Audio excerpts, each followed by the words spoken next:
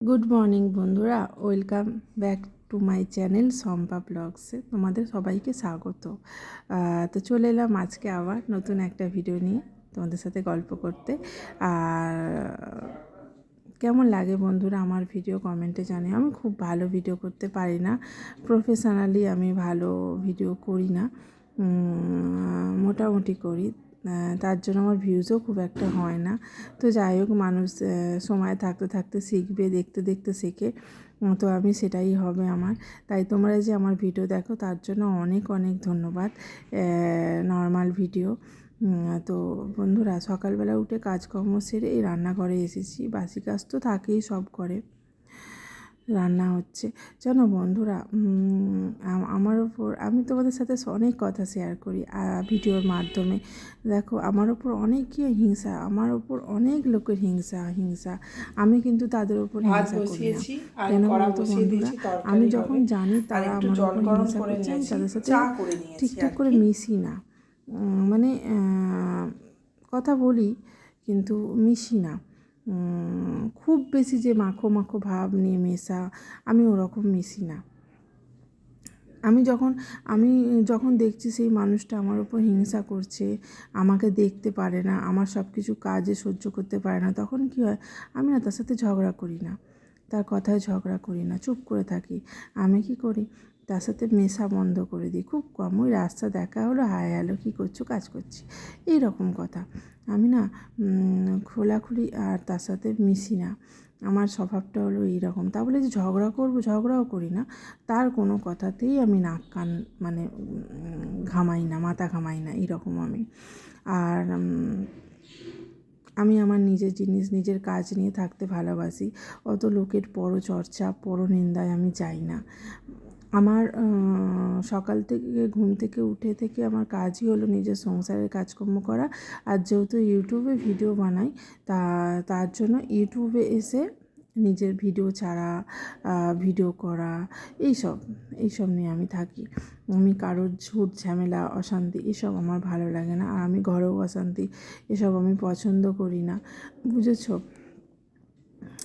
আর যেখানে দেখি আমার সম্মান নেই, সেখানে আমি যাই না। বন্ধুরা, তোমরা সব সময় একটা কথা মাথায় রাখবে, যেখানে তোমার সম্মান নেই না, সেই জায়গায় কিন্তু যাবে না। এই এই জিনিসটা মনের মধ্যে, এই চিন্তা ভাবনাটা সব মানুষের থাকে না। তাও আমার মনে হয় সব মানুষের মনে আনা দরকার। যেখানে আমার সম্মান নেই, সেখানে আমার যাওয়ার দরকার নেই। আমি এরকমই মহিলা।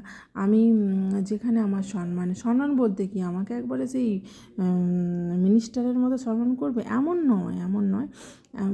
হচ্ছে যে আমাকে অসম্মান করে, কথায় কথায় অপমান করে, হ্যাঁ। তারপর আমার মনেও ব্যথা লাগতে পারে, এমন ধরনের কথা বলে ফেললো, হ্যাঁ। আমাকে পাত্তা দেয় না, ওইটাকে আমি বলি। তো যেখানে সম্মান নেই সেখানে কেউ যাবে না যেচে। আমি তো যাই না, বিশ্বাস করো। সেটা আমার নিজের কুটুম হোক, নিজের রিলেটিভ হোক, আর নিজের পাড়া প্রতিবেশী হোক, ওইটুকুই।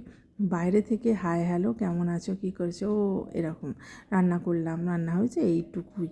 আর যেচে তার ঘরে যাওয়া, সে আমার, বলছি না, সে আমার যত রিলেটিভই হোক।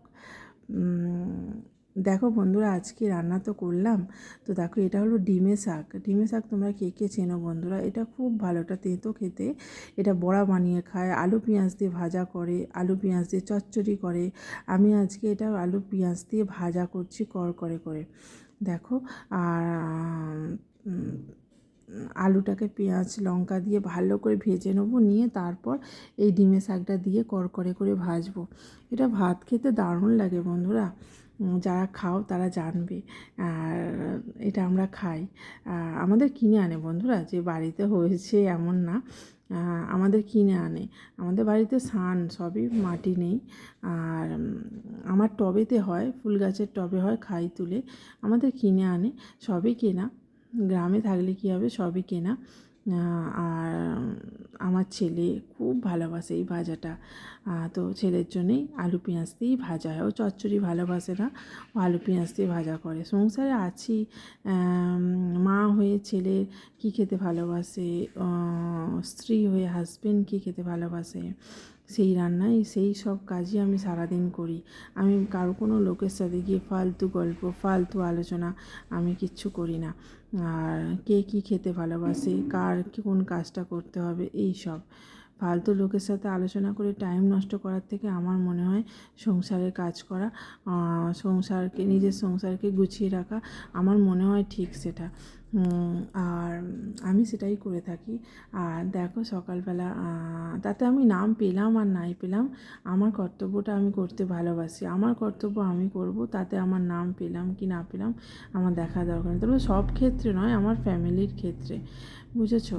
আর তোমাদের দাদাকে ভাত বেড়ে দিচ্ছি, খেতে দিচ্ছি, খেতে বসেছে। আর এই যে ভাত দিলাম, আর এখানে করেছি ঢ্যাঁড়স পোস্ত করেছি। দেখো বন্ধুরা, অনেক দিন ধরে খাওয়া হচ্ছিলো না, খাবো খাবো খাবো খাবো করছিলাম, তাই ঢ্যাঁড়স এনেছিলো, ভাবলাম ঢ্যাঁড়স পোস্ত দিয়েই রান্না করে ফেলি। ঢ্যাঁড়স পোস্ত হয়েছে। আর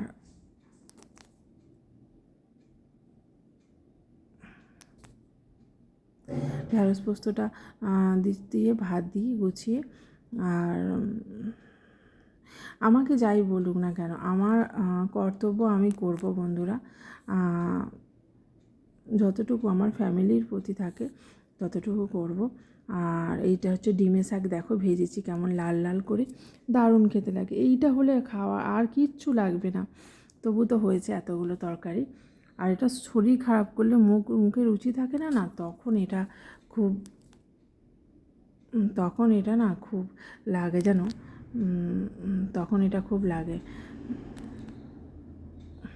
আর মুখে রুচি ফিরে আসে, বুঝেছো, এটা খেলে। তো যাই হোক, চলো, তোমাদের দাদাকে খেতে দেওয়া হলো, এবার টিফিন গুছাবো। কেমন লাগলো ভিডিওটা কমেন্টে জানিও প্লিজ, লাইক করো একটা করে যারা দেখো, আর কমেন্টে জানিও। টাটা, চলো।